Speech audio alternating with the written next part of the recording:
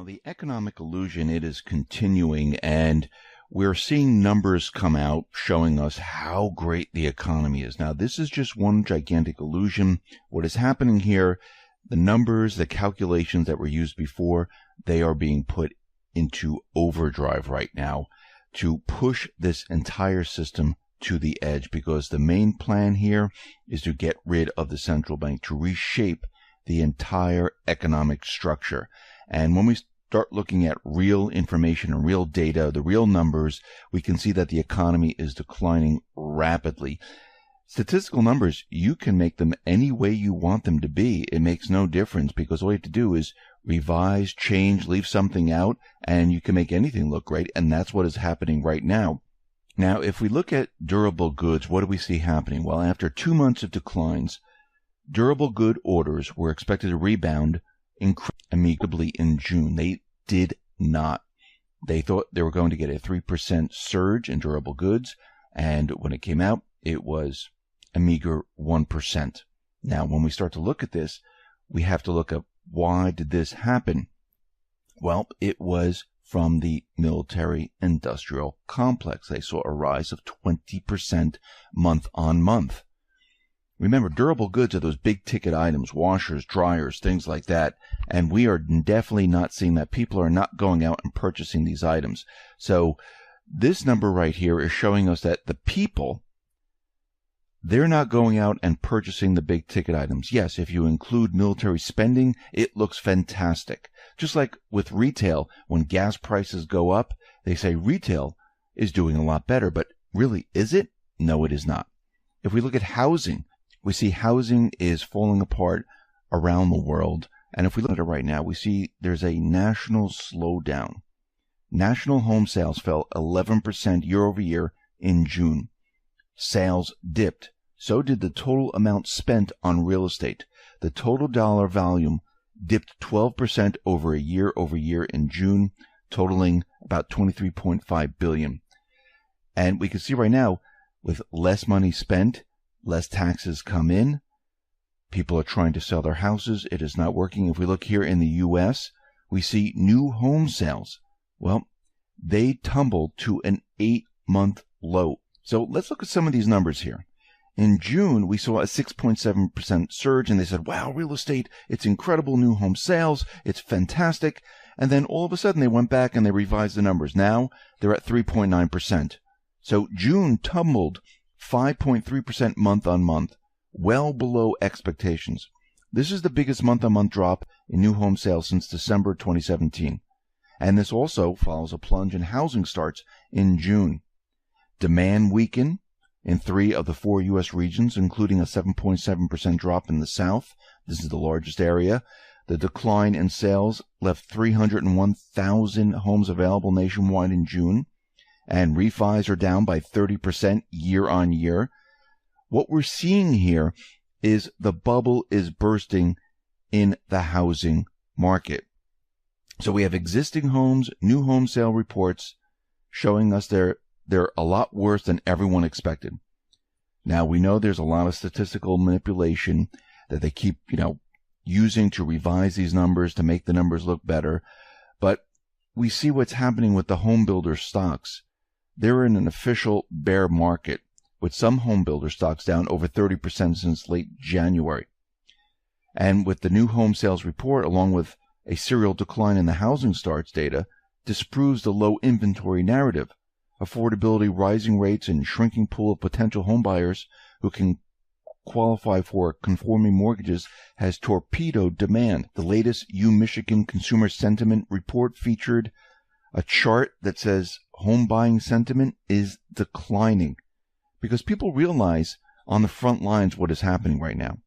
People understand, like, okay, my house price is going down. Why should I sell it now?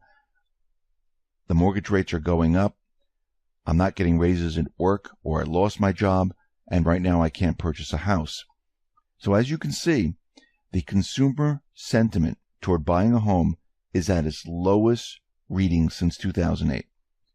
This is not a fact that would ever show up in the mainstream financial reporting on the housing market. They don't really talk about this. They don't want anyone to really know what is going on. They don't want people to understand that the housing market is rapidly falling apart. And it just didn't start today. This has been ongoing. Remember what they've done. The central bankers have pushed up a bubble in 20 cities by keeping houses off the market, by having investment companies come in and purchase, thousands upon thousands of houses. They're told to hold on to it. Banks, they didn't foreclose on homes. They told people they can live there. They didn't want to put them back on the market because if more houses on the market, well, then you can't drive the price up. Less houses on the market, you can drive the prices up. That's what we've been seeing. Now, it looks like Trump has a big win with Europe. They agreed to work toward zero tariffs. And we see right now, European Commissioner President Jean-Claude Juncker met with Trump, and they are talking about having zero tariffs right now. So it looks like things are moving in a completely different direction, and those people who are not really elected, they are moving towards what Trump really wants. Now, this is not going to be easy, as we can see. It's going to be very difficult as we move forward because the central bankers, they're not just going to give all of it away. They want control. And they're trying to figure out a way to keep control. And this is why the entire system needs to be brought to the edge. I mean, think about it, what happened today. The GDP numbers came out, and they're telling us that they're around 4% or so. And everyone's going, wow, the economy it's incredible. It's just done a lot better than anyone ever thought. We've never hit 4%. When was the last time we hit 4%? It was a long time ago. And when we really look at it, what they've done is they played with the numbers. If we look at one aspect of today's GDP report that was completely ignored, was the wide-ranging revision to historical data that the BEA released alongside the latest numbers. What it showed was a doozy. On a chained real dollar basis, the U.S. economy was estimated to have reached 18.5 trillion level in the second quarter of 2018. Now, if we put this number in context, the last pre-revision number was 17.37 trillion as of the first quarter of this year. And now it was revised to 18.3 trillion. This means that the BEA has revised the U.S. economy to be 1 trillion higher to pull this 4% GDP number out. I mean, the revision is unbelievable. And, of course, what they did was they manipulated numbers. And as we look further into this, we're going to see this. And this is what this is all about. They're using the same scheme, the same tactics that the other administrations used. And they're pushing it into overdrive to bring this system down. And we know this from Q. Q has been telling us now that the Fed is on the chopping block. Changes are going to be made, and things are going to change. And remember, to get rid of this system, to get rid of the corruption in Congress, I mean, you can't get rid of all of it, but to get rid of a lot of this, you need to go to the source of the problem. And the source of the problem of all of this is the private Western central banks. And again, they're private. They're a private corporation. They do things behind closed doors. Nobody can see what they're doing. Yes, they'll give us certain reports, but as we can see right now, the Fed started to hide data. They're saying, okay, you know something? You don't need the M3. Oh, you know what? You don't need the real yield curve. We'll give you a different calculation for a yield curve. You know what? You don't need to see when we're unloading our balance sheet. That's really none of your business. And as you can see, they are hiding this information, changing this information so they are not to be blamed for when the system comes down, because that's what they're going to do. And this is why Trump was out there and he pointed the finger at the Fed saying that, you know, these rates that you're continually pushing up, it's not going to help. But you know best, so go ahead and do what you're going to do. He kind of set them up right there. And we know what the Fed is about to do. We know what they want to do. They want to bring the system down. They want to blame it on Trump. Remember, the Fed is made up of the deep state and bankers and many other individuals that are all combined into one, and they all have an agenda. And we see right now their agenda is to stay in control. And we know on the other side, we have the Patriots and Trump, where they're making their move to bring it down. Now, a long time ago, we talked about how they're going to try to set up the Fed and create this narrative to bring down their entire operation. And that's what is happening right now. They're pushing this information, putting reports out in the mainstream media saying that there's going to be changes. This is the beginning stages. And this is why Trump does have Andrew Jackson on the wall.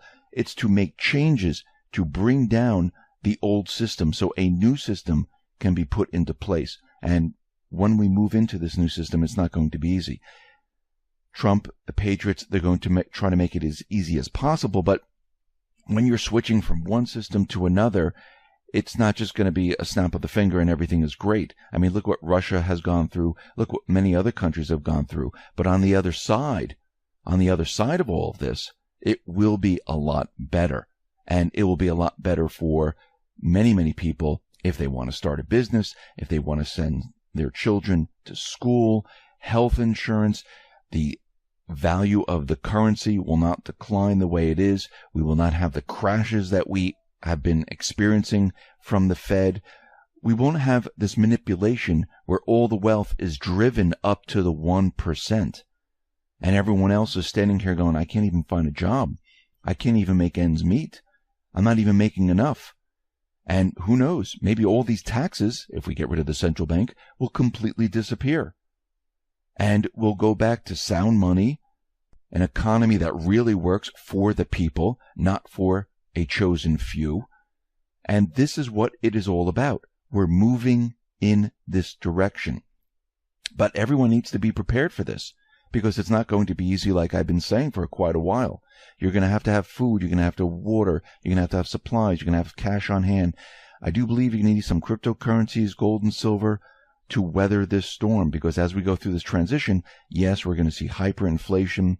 Yes, we're going to see credit freeze up, because as we transition, it's going to change everything that we know about the economy today and change it into something completely different.